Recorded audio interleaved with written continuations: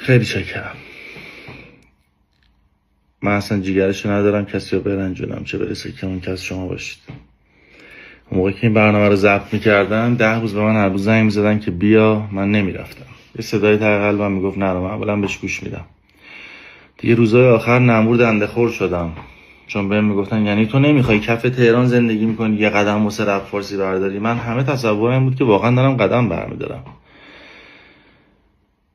من همه عشقم اینه که بهم میگید رفیق تنهاییامونی، همین یه قلم بس واسه این یه ذره زندگی که دارم. اشتباه کردم.